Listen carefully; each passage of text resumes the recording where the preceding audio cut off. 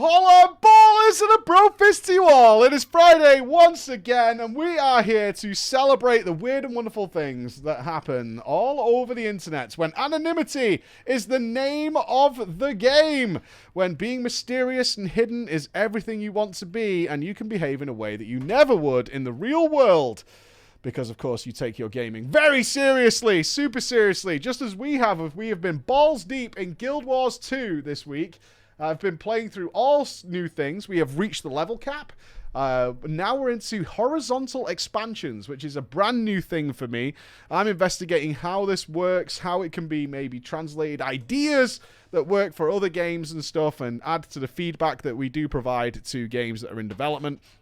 All those kinds of things. It's been super interesting doing extra dungeons. We're currently taking part in the Living World, which is actually a living world where they changed the main base world to include further storylines, and they've been fun. Started badly, started a little weak. I almost quit them and moved on to the expansion, but the remaining sections have actually been really, really good, so I'm kind of glad we stuck with it, as new characters have popped up, which are far more interesting and far more fun, which is great. We will have some news on PreachCon pretty soon. Our PreachCon big meeting is next week, so for those of you waiting for PreachCon info, it does look like it's going to be sort of mid-July, August. This year is when we're looking for it, and we should be able to enable more of you to come, kind of. We're pushing it a little bit. We're aiming for about 500 this time. I know a lot more of you want to come, but there is a line where we have to start doing security and all that kind of stuff, especially for all the content creators who visit. So, you know, we're trying to toe that fucking line a little bit, so we don't have to make it so, you know, everybody has to be hidden away and they can enjoy the freedom that you guys allow them to have at the PreachCon events. So, that is the plan. But that's not why you're here right now. We're here for some interesting stories. I'm kind of curious about this one. This looks like a team that has been crushed and decimated. I kind of want to know what's going on. It's just called The Bad Guild. And we've all seen them. Many of us have been a part of them at some point or another, even if we didn't realize it until much later. We've joined that team. They seemed polite. They seemed friendly. And then it all fell apart. So our stars for today, our wonderful website supporters, will be Lightcaller, Steadfast, Nino, Alahard, and Deflection. Deflection. That's a good rapper name, actually. Deflection? That's a really good rapper name. That's very cool. So, for our new viewers, keep your eye out for the red flags. Keep your eye out. But to our live audience right here in our chat, these wonderful people that are joining us today, we need a guild name. We need a guild name to go along with this. A bad guild name. What's the kind of guild name you would have? Because it's a bad guild. And you recognize it immediately that if that guild carries that name, they're probably terrible. Usually it's a try-hard name, honestly. Liquid, ha ha ha ha. Grand Theft Codo, seen many of them around. There's a lot of good Grand Theft Codos. The Shitters, the Bro Club, they usually have a really, like, hardcore name, to be honest. Necron, The Darkness, Invincible, Semi-Hard... Oh, I like that. Semi-Hardcore. That's a red flag all of its own. Semi-Hardcore. Yeah, I like that very much. All right. Oh, this is a private message to me. Sorry for my English, Mike. I am not a born English speaker. You guys never have to apologize for that. I will translate. It's all fine. I am a native Swede. However, I do believe that I hold significant mastery over your native tongue.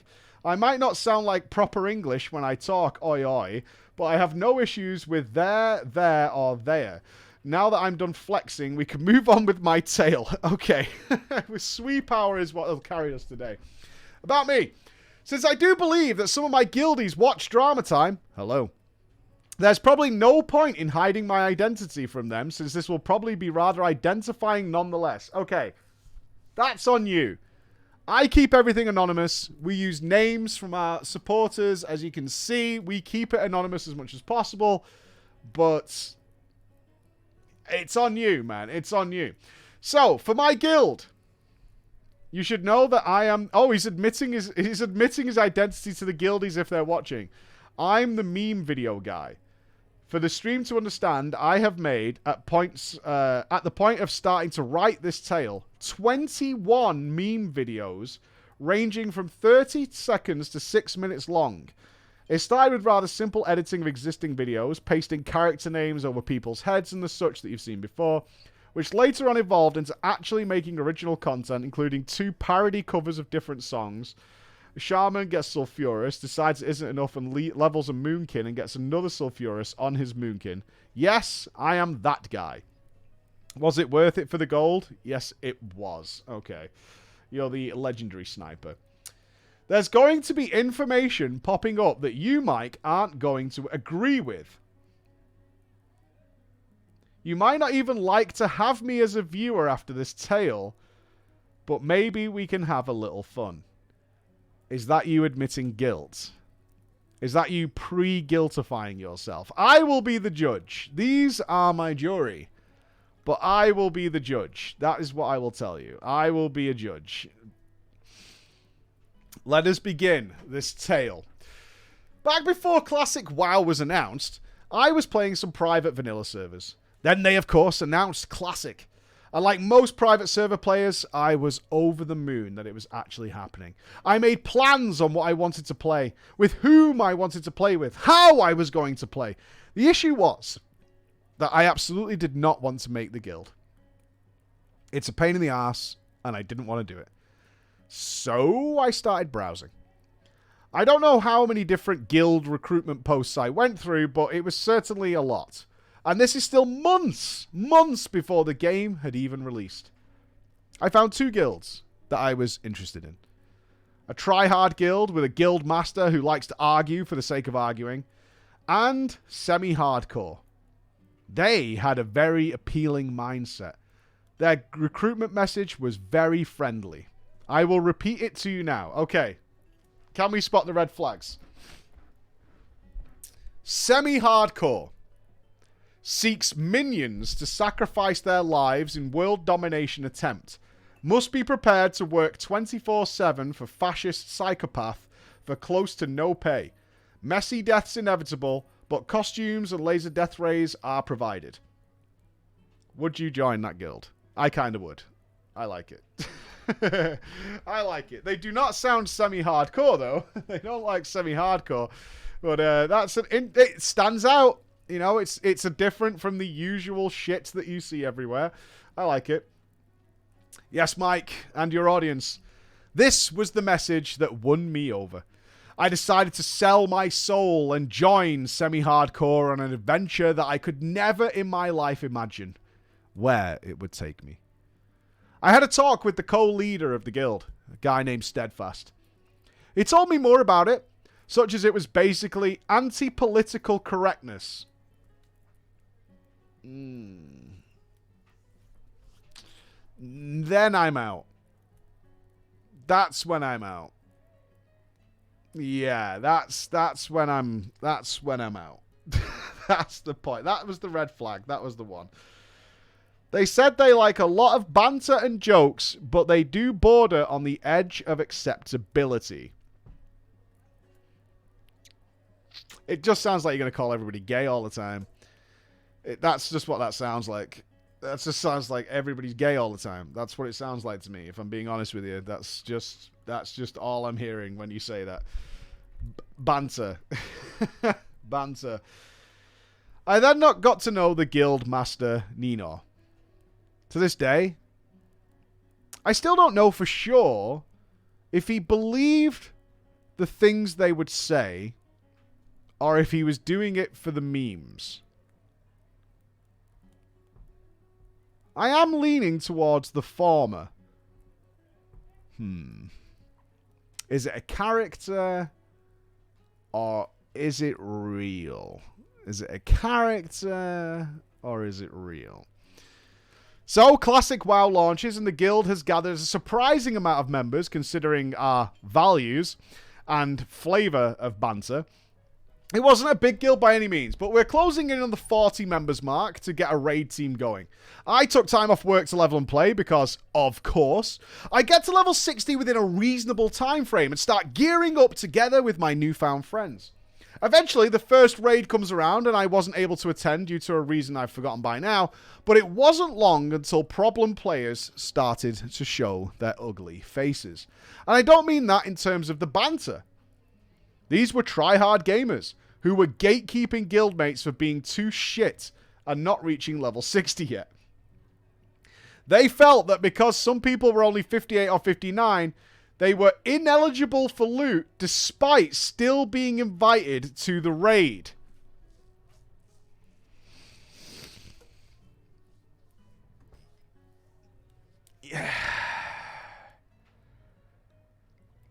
Yeah, you can't do that. You know they're going to hit that level 60 like really, really soon, and you can't raid without them being there. So, is it classic about the journey? I think, honestly, even by today's standards, in all the MMOs that we play, which now, like, the Crawlers spans 8 games at this point, classic World of Warcraft epics still cause the most drama. I don't know if you guys agree with me on that, but it feels to me like classic World of Warcraft epics still are the source of most drama. And I don't mean like classic The Burning Crusade or classic Wrath of the Lich King. Vanilla classic. Ash Candy, Thunder Fury, Draconic Avenger. Those items, tier sets, still the biggest source of drama. Like Trinket of Ephemeral Power, those kind of things. I think even in TBC, people cared way less, even for things like Dragonspine Trophy. To nobody's surprise, they did not last long in the guild. Who didn't last long? I'm not sure who left, as they were either removed or they left on their own. Some time passed rather uneventfully with our guild, except for the fact that every single weekly Molten Core raid refused to give us the beautiful purples. Ask the audience and let them guess, like you usually do. I don't know if this... Okay, it's a weapon from Molten Core. I don't think it was desirable, though. I think this is an item that they maybe got every week. I don't know. I could be wrong. I did not keep up with the classic meta. Can anyone name the item that's here? I'm trying to check if it was actually considered great. The Mage Blade? No, Mage Blade is not it. I honestly do not remember this being good. But apparently it is. It's a two-handed sword from Ragnaros. I'm pretty sure... Bone Reaver's Edge. Yeah, Bone Reaver's Edge is the one. The two-handed... I don't remember anybody wanting Bone Reaver's Edge. Am I crazy? I mean, I raided all Molten Core. I don't remember anybody ever giving a shit about Bone Reaver's Edge. It's insane in PvP. It was all about the other sword. I can't remember what it was called. There was another two-handed sword. I think it came from Gar or something like that. The proc is insane. I don't remember anybody losing their shit over Bone Reaver's Edge. But either way, this elusive piece of shit actually never dropped a single time throughout the entirety of classic World of Warcraft for us. We actually went all the way into AQ40 without ever seeing a Bone Reaver's Edge drop. We had a rather prominent warrior by the name of Alahard, who was chasing this item for the longest time. Every single raid, he was prey to RNGesus. Please! I beseech you, RNGesus! He would beg. He would just to be blessed with this mighty sword. But RNGesus never answered. He even passed on an actual weapon upgrades to make sure he would get the first Bone Reaver's Edge.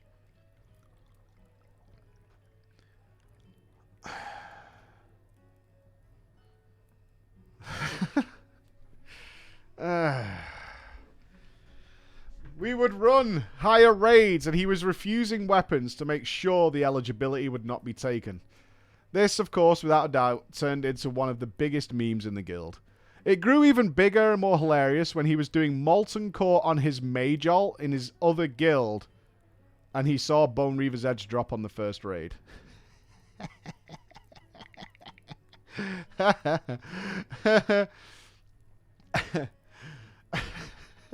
Hey, it's happened to us all, dude.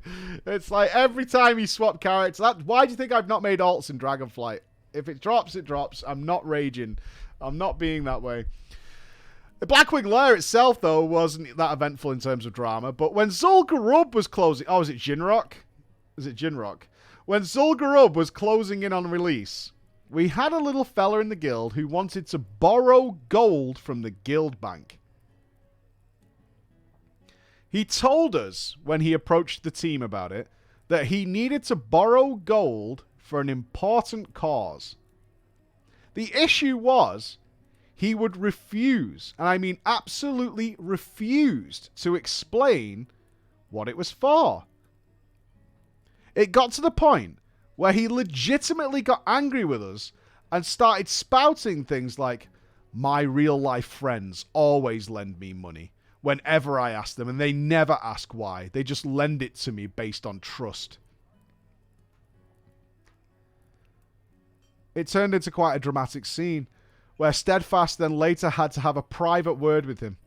I don't think he got kicked from the guild, I could be wrong on this part, but I don't remember ever seeing him again in any of our raids or in G-Chat. But anyway, after Zul'Gurub released, your friends are idiots? A little bit. I don't know. Zul'Gurub releases. We're doing idle runs every reset to make sure to give people their shoulder in chance, reputation, and all the other nice things that came with Zul'Gurub. The issue here arose when people realized that this raid is pretty easy. This meant that the banter took over. We had split the raid into some groups. There were the notorious drinkers, who only raided while drinking, and our 420 blazers, who saw this raid as an opportunity to, in their words, loosen up. Some of our runs were smoother, and some of them were not so smooth.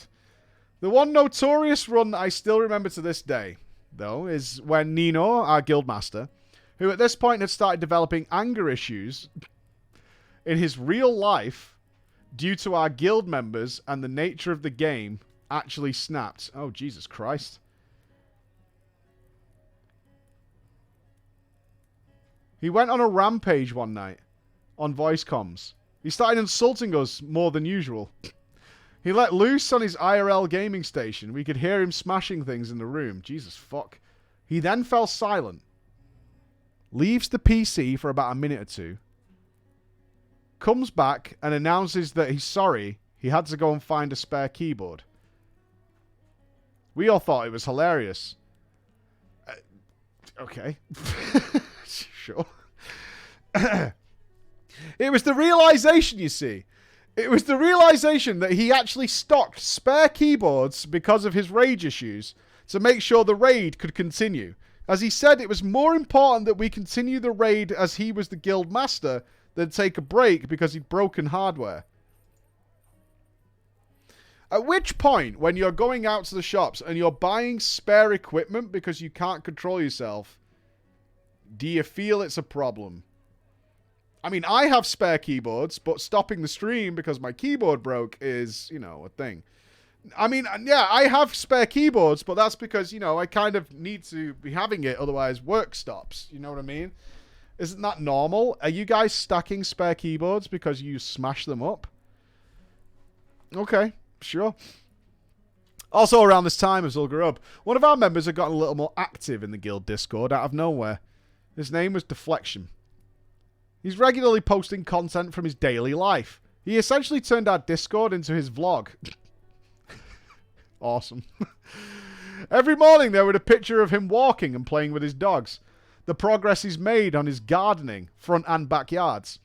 His dog's excrement during the walks if it looked suspicious. He would post 4 or 5 pictures and videos a day of all kinds of things that he was doing. So, we had one solution. We made him his own separate Discord channel where he could post to his heart's content, allowing other members to mute that channel and never ever see those things again. So he decided to make a YouTube channel. You're ignoring my Discord messages. So I'm going to make a YouTube channel to share it with the world. His YouTube channel, he started to upload videos and content from when he was younger. It was the most ridiculous thing I've ever seen someone do in an MMO ever, just like everything else he'd done so far. But let's move forward. We're getting closer to Encourage release. Steadfast, the co-leader, approaches me. Hey. I'm looking for someone who can edit this commercial video I found. It's going to be, and I quote here, it says this, a lit meme. Do you know anyone? I could probably do it. I've done a little bit of video editing before. Nice. Here's a long list of instructions, including which names to use and which character to place them on. Sure, what's the worst that could happen? Again, since this approach, I have now made a total of 23 videos meant to entertain a total of around 60 people. I even, on the latest release, I even tried hosting a custom-made Jeopardy as part of the premiere. But later in our little guild's lifetime, AQ40 has released. The guild was pumped. We wanted to get all those new shiny items available to us while still putting in the minimum amount of effort. At least that's how some people felt. We had some who were going more than the extra mile in terms of preparation because sweats always are there. People were out farming nature resist gear, stocking up on potions, preparing for the war effort, and so on and so forth. And then there was this other guy. Our warlock class leader. He was either aiming for a scarab lord or he simply wanted to get the shiny weapon you get as part of the quest chain. Some people wanted to help him out. Some people didn't give a shit because fuck that guy. So while he's working on all of this and the guild is helping him with the big things, he starts to talk more than we'd really heard him talk before. And it became pretty apparent that he was on the Loot Council and was definitely the one who was corrupt on the Loot Council. In the way he said things, it was pretty clear that he'd been funneling loot to himself.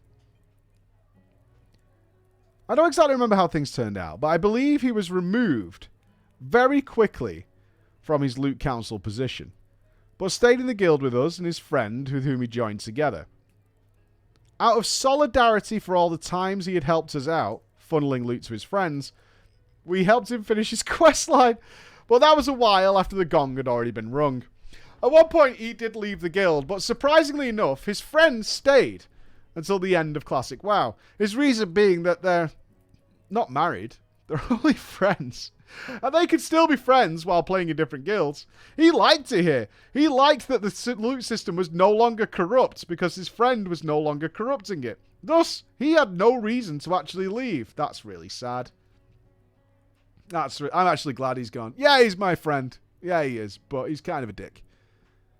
If I'm being honest with you, he's kind of a dick. So, like, it's okay. It's totally okay. I get it. Yeah, he's my mate, but he's still a dick. This is when Nino, our guildmaster, comes back into this tale. Because he's our big hero. And, of course, he's the warrior main tank. And he has managed to acquire a Thunder Fury by leading this guild through weekly Molten Core runs. And the guild felt it was only right to honor our glorious German leader in his Thunder Fury. Because he was playing the Fury prop build for the big threat, he was undead. He was lacking the mythical +5 sword skill. And that's where the guild came together and gathers enough gold to buy him a shiny pair of Edgemaster's handguards. I had those. I had those in like the first week of Classic. He was so happy that we made them for him that he used these gloves for 5 weeks before swapping into full protection because he thought it looked stupid on his character. I remind you that was 5,000 Classic WoW gold that we spent on that. Smile. That's, I mean, they're still good, right? Even with deep prot? No? they're still good. 5,000 Classic gold is a lot of gold. A lot of gold. Streamer privilege? No, I farmed the gold myself. I made them myself. We're moving on to Naxxramas. And before it manages to release, Nino and Steadfast had the fantastic idea of merging with another guild because too many of our players, and apparently too many of their players, didn't have the same gaming mindset that they were pushing for.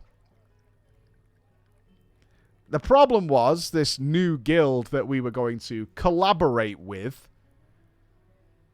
weren't keen on our type of banter. We would clear AQ40 even more than we already do, seeing as people obviously love doing this amazing raid that's totally not a drag or a pain in the ass. So now every week for quite some time, our guild had separate main raids, and then a joint alt raid for AQ40. Having some well-geared alts carry some low-geared alts. Loot distribution was nothing less than a total utter disaster. Our guild was running Loot Council, while the other guild was running EPGP.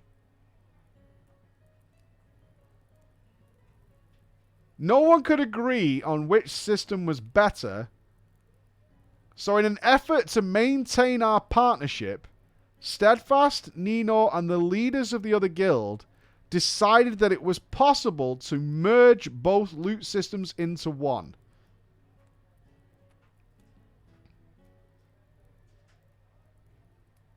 How the fuck does that work? How the fuck do you merge a points earned system into a loot council? This led to all our players being confused. I'm confused. I'm confused at the suggestion of it. Wouldn't you just start a new one or a separate one for the merged runs? Wouldn't you just do that? You have yours for your main raid. We have ours. And we'll use a third thing for our merged raid. Right? In addition to being confused as to exactly how this would ever work, huge flaws were quickly noticed. Gamers started to be gamers. We obviously abused the living fuck out of the system, putting more strain on both the attendees and the leaders of both guilds, forcing them to update the loot rules and make multiple changes over the first 2 months. Both guilds hated each other's guild members and started using separate comms during the same raid.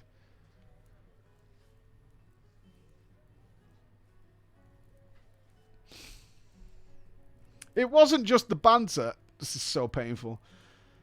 Each guild believed that they were better than the other guild. And a definite resounding voice started to be heard that each guild thought the other guild wasn't worthy of taking any of the loot because they weren't good enough and each guild was carrying the other guild.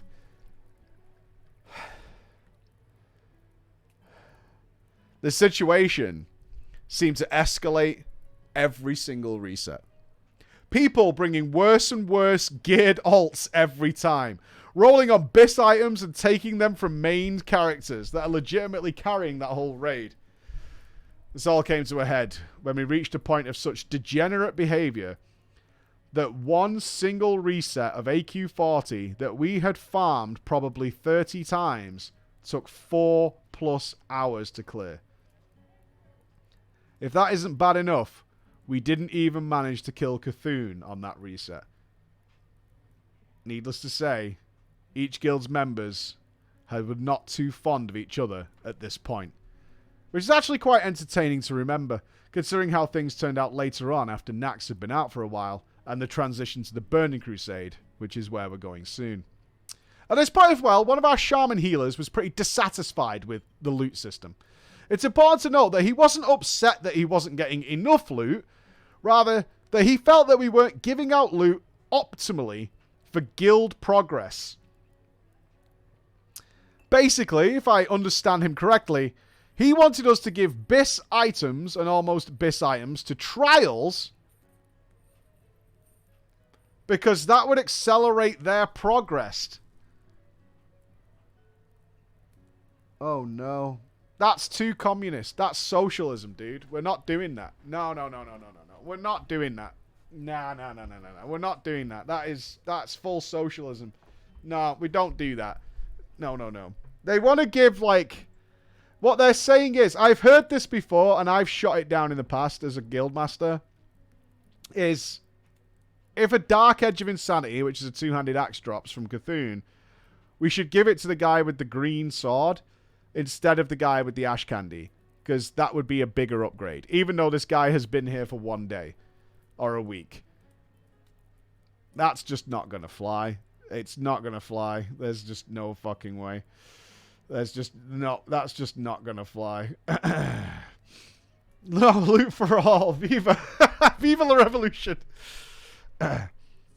His argument, of course, was that the guild would benefit far more and that the trials would likely stay because we were so generous. Never in the history of ever has that ever been the case. Since the first cavemen bought their Game Boys, that has never been the case. And it never will be. They probably think you're a fucking moron. And do you think they're going to stick around and be committed to your guild knowing that Johnny Two Dicks can join next week after they've progged all this content and just take all the loot? Because that's what you're telling them. Because even you would feel guilty if you joined a raid and took all the bis gear. Right? You were not sticking around. You're not sticking around for that environment. Like, I'll take what you're giving me, but fuck this. I'm not staying. Now, our loot council was not ideal by any means. I know this very well because I was part of it. And, well, considering I was the shaman class leader and officer since the early days of Molten Core, you know, I got some loot myself. Eventually, because he didn't get his way, he decided to leave the guild because of its lack of progress mindset. You left the guild over that because they're not giving BIS items to new players. I'm leaving the guild because of that. Okay, sure. Bye. It was a real shame. He was an excellent healer, but his attitude socially wasn't vibing with the rest of our members. He did come back again to the guild after a long break. I had to go through the trial process again, where he refused to give him loot.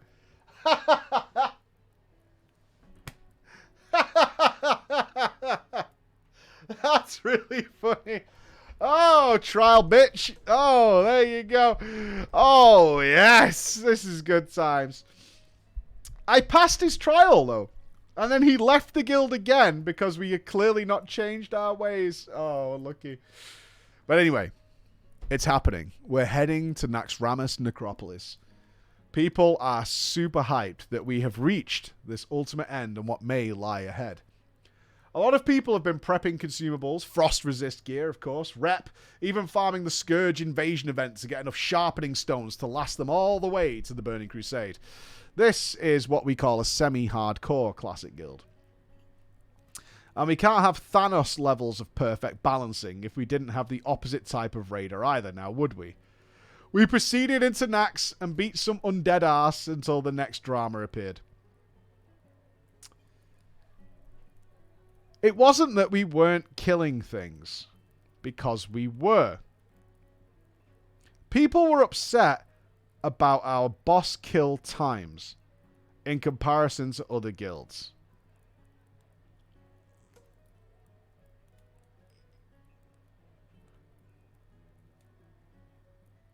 And part of the problem that the guild, this is like hard. I'm pausing because this is hard to read.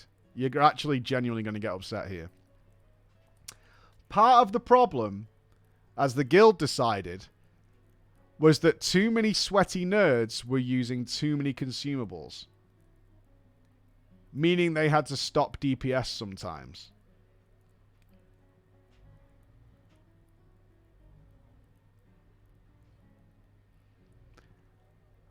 After much complaining from the sweats, it was decided... This is painful, Bex. This is actually fucking painful. It was determined that the root cause of the problem was our guild master Nino. Why? Because he was playing deep protection and not fury protection. So his threat per second was not high enough. The sweats who had farmed their sharpening stones and endless consumables were now demanding that our guildmaster switch his spec and alter his playstyle so that they could use all the consumables they had farmed. While the other half, who had not farmed any consumables and couldn't be fucking arsed, were screaming, let him play what he wants. We've literally killed everything, it's fine. Which camp are you in? Which camp are you in? I am with the sweats. probably unsurprising. If you are not able to let your DPS, that's a tank problem. That's a tank problem. If you are not letting your DPS, that's a tank problem. I'm with the sweats, man. I think they're right. Like, we can literally do this. This is as a long tank. I've tanked for fucking well over nearly 2 decades. That's a tank problem. Your DPS should be able to do what they want to do. And why wouldn't you do that? I'm Team Sweat. I cannot deny we had killed everything. We killed every boss. It just wasn't as fast and efficient as people could do. Team Swap Spec, which is what we named them, was also bringing up the fact that he had banked the Edgemasters handguards that we had fucking paid for. Oh my god, that came back from Molten Core.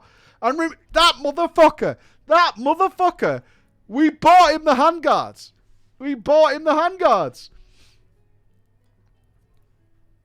Ultimately, our guildmaster, our protection warrior, Nino, made a post in a true Giga Chad style. Dear Guild, I'm aware that some of you would prefer me to swap to Fury Prot so you can use your consumables and increase the DPS and speed of our raids. However, fuck you. I play how I want to play, and that's it. Full stop. Well, well, there it is. There it is. That's it. You don't pay my sub. There it is. Job done. Okay. Apparently, I later hear from Steadfast that Nino had actually entertained the thought of going to Fury Prot again because the guild had asked him to do it. And he didn't exactly hate the spec. He played it before. He just preferred Prot because of the insane debates going on in Discord. It had made him stubborn. So he fucked them over. I could see that point of view as well. If you're bitching about it, I kind of just don't want to do it now. If you're being a whiner... After having gone through some challenging fights, actually one-shotting Patchwork to everyone's surprise, we started progress. Oh, you haven't finished Naxx progress yet. Okay, they killed everything up until now. All right. We started progressing to the final 2 bosses. Oh, Lower Theb and 4 Horsemen, before being able to face Sapphiron herself. This is where my IRL friend, who's a normal raider, believes that it's appropriate to use and wear the trinket Orb of Deception while we're progressing on the 4 Horsemen. Okay. I don't quite remember his reasoning as of now, but I do remember one of our officers being enraged about the situation. Quotes from this moment are, he's setting a bad example and he's wasting our time. But the worst offender of my friend was the fact that he didn't give a shit about officers or instruction in a video game. It did cost me... Wait, are you saying he wouldn't do a pull unless he had Orb of Deception on? Isn't that a 30-minute cooldown? Orb of Deception changed your character into the opposite race from the other faction. So Taurens became humans or something like that. Wasn't it like a 30-minute cooldown? I might be wrong. I have it for 5 minutes. Yeah? He was removed from the raid on the attempt that we killed the 4 Horsemen and was very vocally upset because we were interfering with how he liked to play. I guess you're ruining how I like to play the game. Frankly, you are imposing your will upon my sub fee, and I pay my real life money for this, and you're spoiling it.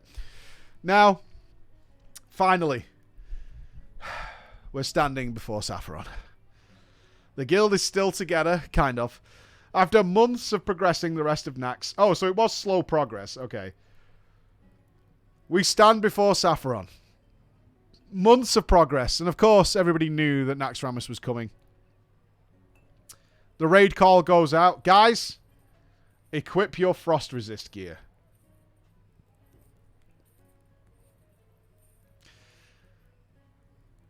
This is where we see the Thanos balance I was talking about. There were many, many people who had 0 frost resist gear.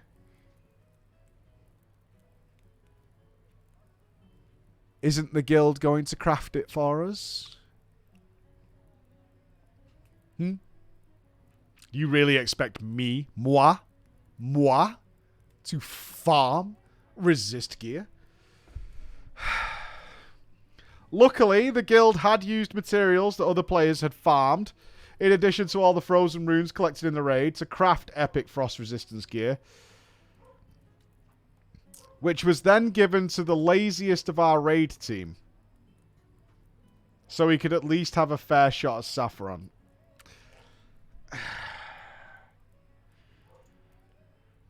I don't know. Nups is in the chat. I think he was there. I've been through this, and I think I nearly lost my fucking mind. And I'm going to take some of you back to the Burning Crusade, and some of you weren't there. Do you remember when we killed Allah, the famous firebird that drops the infamous mount, for the first time, and then it became apparent that nearly half of the raid had not done the quest so we could get into Black Temple, because you had to do Allah while wearing a costume. And as we looked around, as people were claiming they would put it on like during the fight, they don't worry about it, then we looked at the corpse and we look at the screenshot, and there is practically no one wearing that costume. And I was the guild master, I was the raid leader, and I go, why are none of you wearing the costume that is the quest? I haven't done it. But you told me you had. But I haven't. And don't worry about it. We'll do it again next week. Right? I'll have it done for next week. I promise. I'll have it done for next week. I guarantee it. Jesus Christ, man. So painful. So painful. It took us a few weeks to progress on Saffron. Really? No way. Weeks for Saffron? In addition to farming the other bosses, morale was dipping so low because, well, we couldn't kill... Don't you just hide behind ice blocks? Is there anything else that happens in Saffron? You just hide behind ice blocks, right? And there's blizzards. I'm pretty sure that's it. We barely make any progress, if at all, during some of those weeks. There's ticking frost damage, but you've got Frost Aura, Frost Totem. They've got resist gear. He said they had resist gear. Other than that, I mean, they said it took weeks. They were trying to kill it for weeks. We barely made any progress, if at all, during some weeks. Then, there was a miracle. Almost as if Green Jesus had heard our prayers. We got a godlike pull on Saffron. Got her all the way to 35%. And now this is where it gets sad, Mike. We had not gone past 70% in 4 weeks.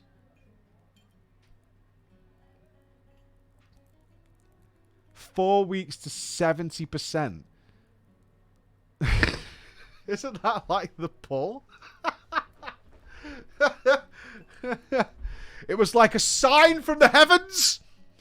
We could now see that her immortality was just a myth, because even gods do bleed.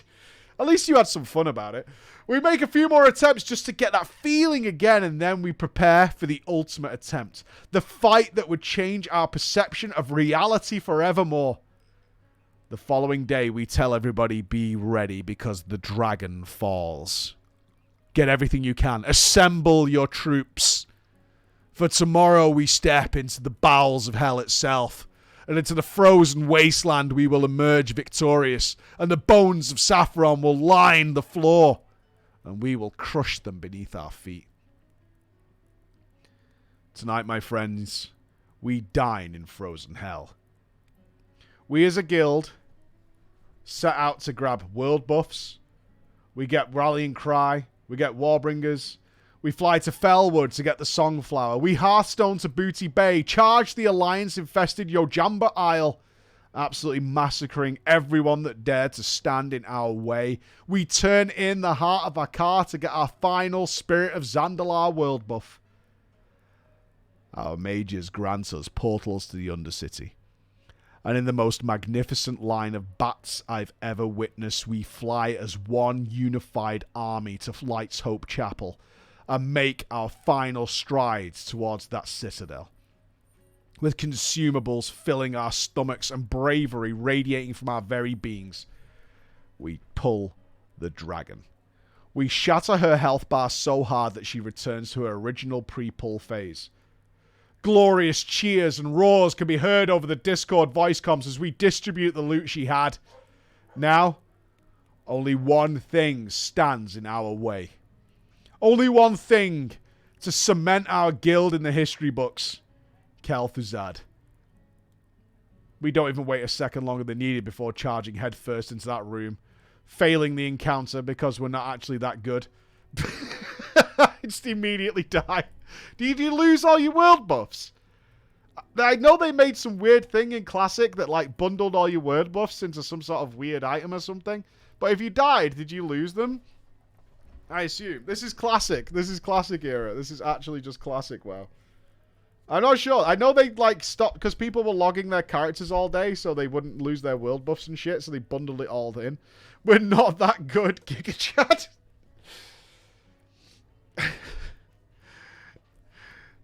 It takes some more attempts, but not even close to the time it took us to kill Sapphiron. We defeated Kel'Thuzad 2 times before our leaders, Nino and Steadfast, decided that it was time to move on to a German-only server to play for the Burning Crusade. This was months before the end of Vanilla. It killed our guild overnight. They were the ones that were doing everything. They were the ones who organized everyone. And when it came to any sort of raiding, when we asked the question, we had 49 members of the guild. Who wants to take up the mantle? Silence. Dead silence. Nobody wanted to run the guild.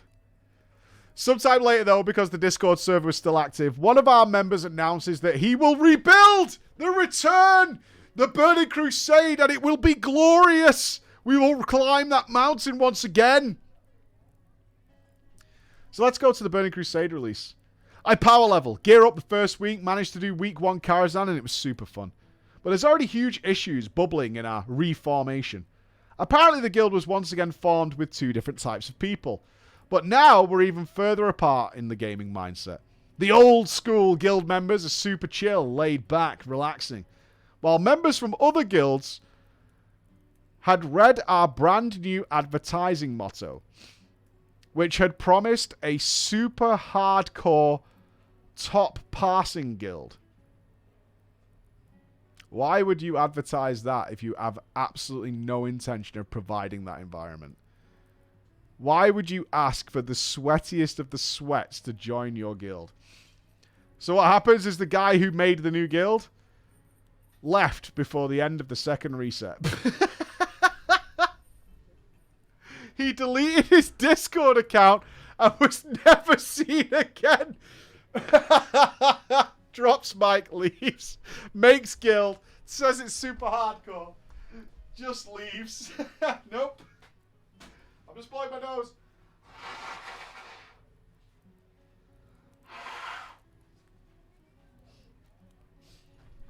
Sorry about that. I'm very unwell, but it is what it is. Now, with the big guy gone, the people who joined with the promise of passing and hardcore raiding just left immediately. We literally lost 50% of our officer team in one evening alone. So, we were now the official guild of Shambles. We had a drunken 420 blazer, got a hold of guild master for some reason, and declares in his wonderful stone voice, "Oh man, we should probably just kill Gruul at least, you know what I mean? We should just, yeah, fuck it, you know what I mean? We'll just make it like a Gruul raid, and then we'll like call it a day after that." Okay. We have a plan. Our new leader is guiding us to victory. This will be our final corral, our final stand. He gathers what's left of the guild, and then turns to the pug world. Nice. Gruul actually died, to everyone's surprise, and to celebrate this occasion, he decides that the guild should ninja the loot.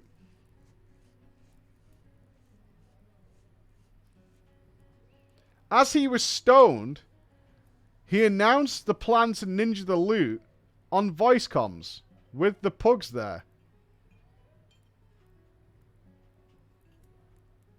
Instead of master looting the loot to himself, he's so stoned, he's explaining to people why he's justifying the loot distribution. Jesus Christ. It took 5 minutes for him to muddle the words through why he was giving a healer trinket to our guild's rep paladin, so that he could eventually trade it to a healer instead, as he was planning to respec at some point, so he should get priority on it. No, you don't see it, man. I'm not trying to ninja. I'm not ninjuring. No, man. I'm not. It's just that guy, he's going to be a healer next week. He's rep because you're here and a healer. He usually plays a healer. He does. He's totally a healer. Like, absolutely. He's rep now because we had too many healers, so he respect for, like, the good of the raid, yeah? But he's usually a healer, for sure, dude. So I'm going to give him the healer trinket. You're a healer now. I get that. And you're here as a healer. But that guy's also a healer. He's just not healing right now, but like tomorrow he'll be healing, right? So I'm just going to give it to him instead. No, I'm not ninjuring. No. I was joking before, dude. That was a joke. You don't get jokes. You need to learn how to be funny, dude. What few non-original members we had left the guild because they actually didn't want to be in a ninja guild. Wait a minute, what? The new GM gave up the guild and they died a second time. That was the end of everything I've done in Classic, and I haven't played since. Bravo. That was the end. Nah, that's enough. F. F for that one. That is an F as well. At least it was an interesting guild, right? It had some stories. Right, I have to find out about this. We have never had a story that comes from a single-player game before in the history of doing this show. FF10 Woes. FF10. Really? FF10. Okay. Alright. No names, apparently? Well, apparently not. No, it's not a multiplayer game. Why would there be? That makes a lot of sense. Alright, the tags here is I am better than Mike. Oh!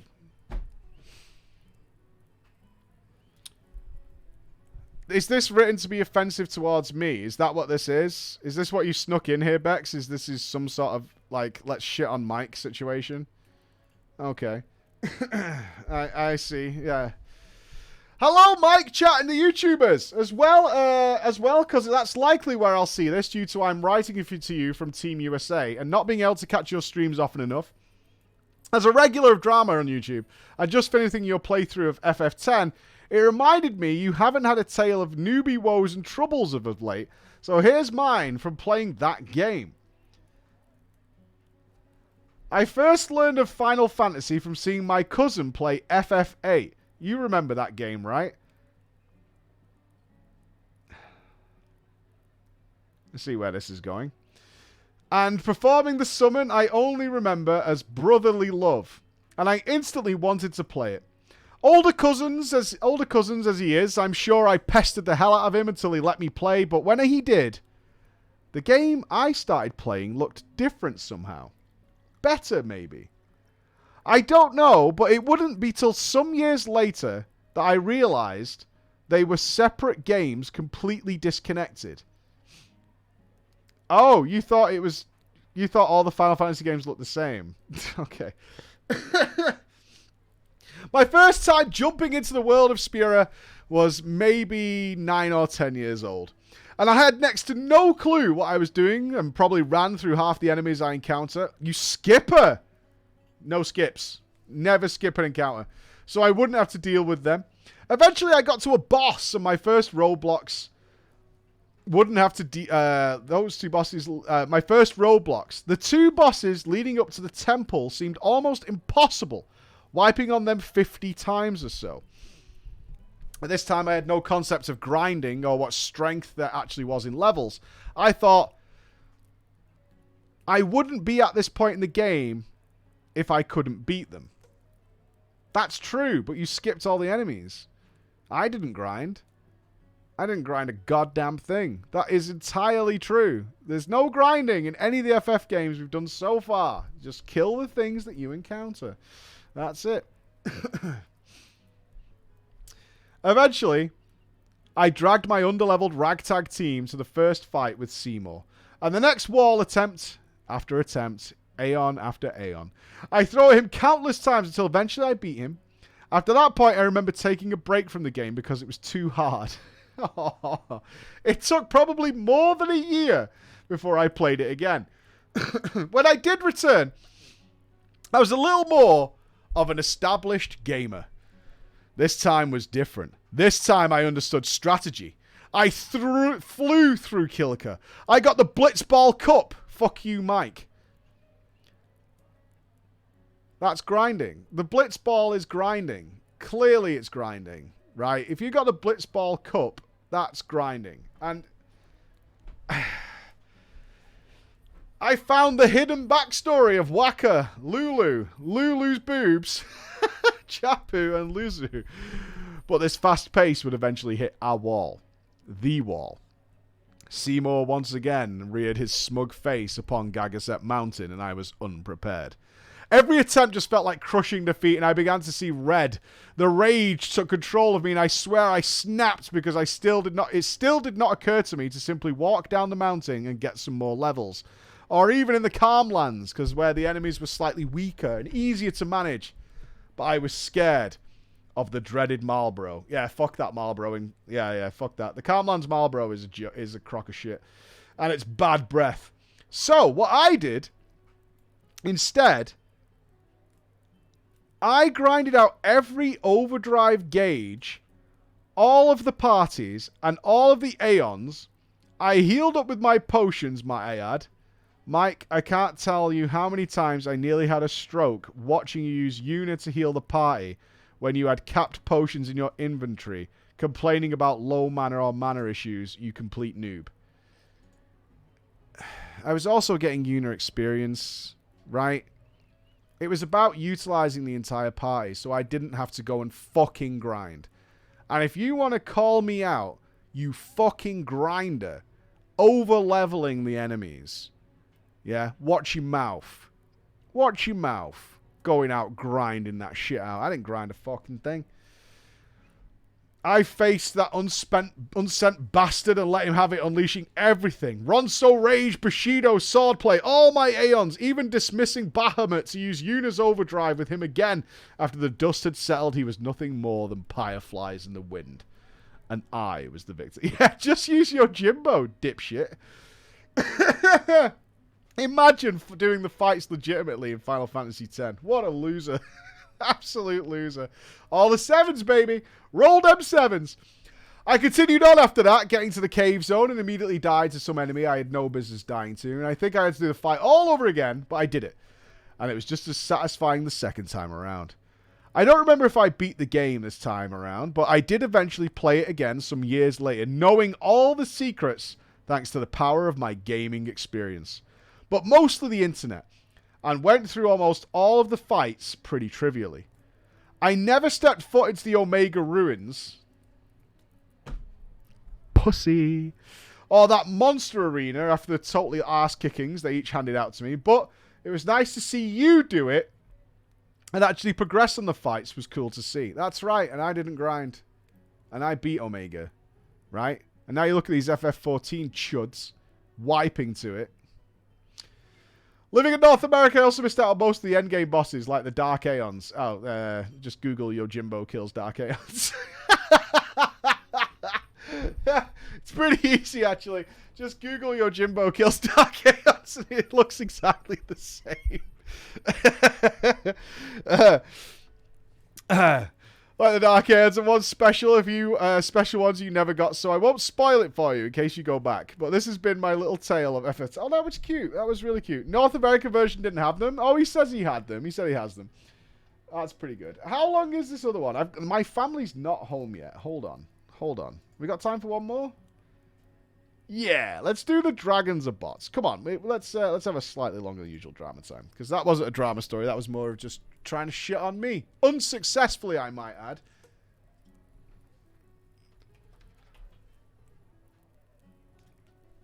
Well, we usually have plenty of stories come in, and we don't usually get to them all, although Bex does make sure the ones we didn't read do eventually get in. The dragons are bots. I don't know what this is about, but we'll find out. The dragons are bots. Okay. Okay. Today, ladies and gentlemen, I would like to submit a tale about my experience with Dragonflight. Okay. Let me preface this tale with the fact I hadn't played World of Warcraft since the start of Shadowlands, like many other people, and the hardest content available was Mythic 0. I came back to my warrior because it's what I'm choosing to main for Dragonflight, not because Fury is sweet and feels great, but because he is my blacksmith and the new profession system looks aces. And it feels like there's a reason to work on my professions past the first couple of months. Yes, there is. Have you joined the cartel? Have you? I hope you've joined the cartel, otherwise they will break your thumbs, because that's apparently what is happening in World of Warcraft's profession system right now. You either obey the rules, or they will come for you, and they will smash you up. That all said, I came back to this terribly geared character who didn't even have the item level to join heroic dungeons. There are cartels? Yes, there are cartels. After a mix of grinding normal dungeons and some event gear, though, I was able to queue not only heroics, but into the LFR. Oh, this is during Shadowlands. Oh, God. Oh, no. You didn't have enough gear to join Shadowlands heroics, and you joined just before Dragonflight? That's a bummer. I started with Castle Nathria, which went without a hitch that fights. The fights were fun and exciting, and I missed out on a lot. Then I followed up with the Sanctum of Domination and got immediately jumped to Sylvanas. A little bittersweet to start with the end boss, but this was fine. I was seeing the raids before they left, and that's what I was aiming for. This one I had to queue a few times, leaving groups in progress and rejoining groups, eventually settling for the fact that I'll be doing all of Sanctum's bosses out of order as people were wiping still. People were wiping on Sylvanas LFR at the end. That's really sad. Bummer. Finally, I came to Sepulchre, the final stretch on my journey, but I will not make the same mistake again. I queued for all of the sections of the raid except for the final boss, the Jailer. I was definitely going to save him for last. I battled through Anduin, which was a hell of a fight to watch and be a part of as the rest of the fights were fun, but I couldn't tell you the boss names. Halondris. You forgot Halondris? De Sausages? You forgot De Sausages? Ancient Protector? You forgetting these people? Rude. I, of course, never doing this fight or even watching videos, immediately walked into one of the holes, thinking it was just a part of the floor, or a shiny part that I could walk over, and instantly died. That's okay, so did the world first players. And had my body disrespectfully thrown back onto the platform for all to see. It's okay though, right? It's LFR. On my first time here, the group wipes, we get our first stack of determination, move on to the next pull, and I'm seeing the fight, learning the fight, learning about mind control, hiding behind pillars, and to jump in the holes only if you had the bombs. I was having fun. We wipe again, but not a big deal. There's probably a lot of fresh faces like me returning to Dragonflight, just starting their new Drakthir and getting used to the class. Our second stack of determination was applied. We go in the fights, going smoothly. We start seeing the Defile, and mind controls are still going, but I start to notice a trend. Every mind control, there is consistently 3 or 4 people getting hit by it. And all of them are dragons. Now, I don't know if it's the exact same dragons, but it definitely was all dragons. We wipe. We got a third stack of determination. We all start getting back up and prepared when someone ninja pulls before half the raid is even on the platform. And I'll tell you what, Mike, that son of a bitch Jailer didn't care if you were on his platform or not. I swear to you, when he started mass mind controlling, he dragged my defenseless Dark Eye into him and didn't even have the decency to make sure I made it onto the platform. I hit the rim, fell to my death before having my body again thrown back onto a pile of corpses. Half of the team carries on for some time before they wipe. 4 stacks of determination. I'm starting to get a little frustrated. I'm now telling people how the fight works. I start explaining when towers go up, you should probably hide. It's better than being dead and having no damage.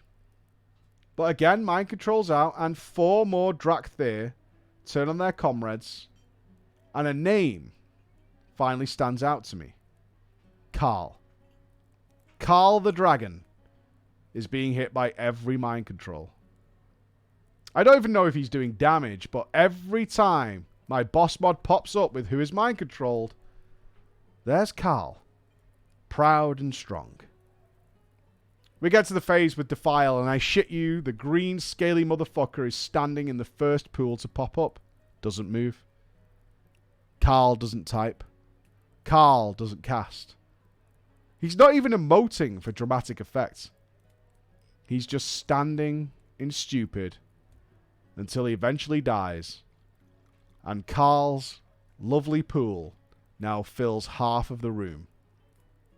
We eventually wipe again, reaching 5 stacks of determination. I decide, even though I've only been back in the game a week, that I should do something that only can happen in World of Warcraft. I suggest we kick Carl. The motion to kick Carl fails.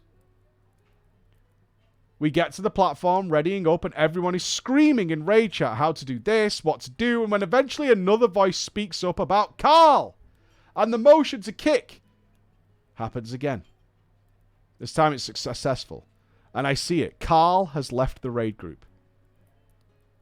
We pull the jailer and kill him.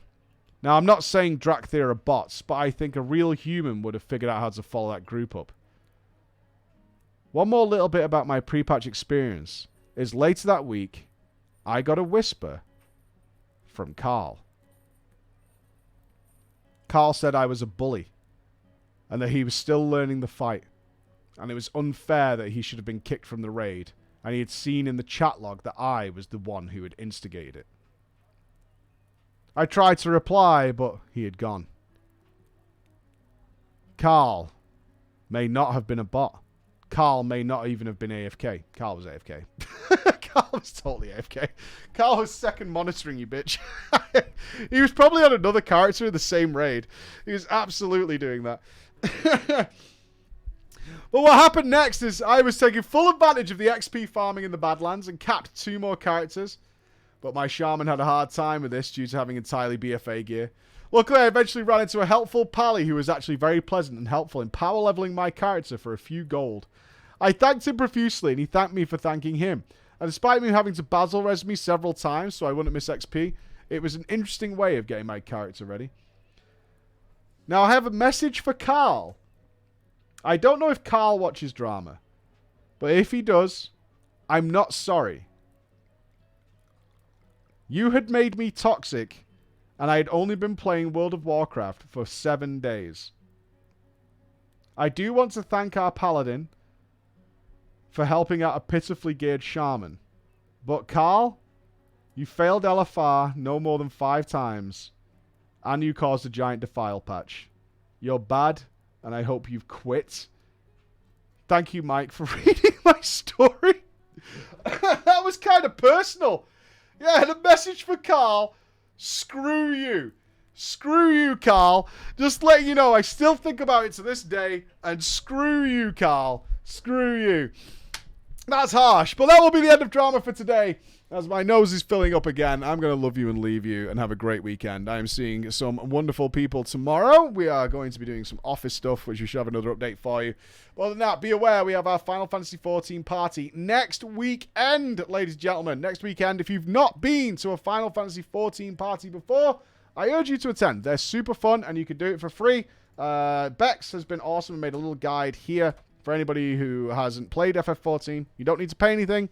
You just need to show up. It'll be next Saturday. We've got DJs all day, like 12 hours of DJs. It's going to be awesome. It's going to be a really good party. We'll also have some competitions giving away a couple of $100, a few $100 worth of stuff. So, look forward to seeing you there. All right, other than that, have a great weekend, everybody, and I'll see you again on Monday. Bye, everybody.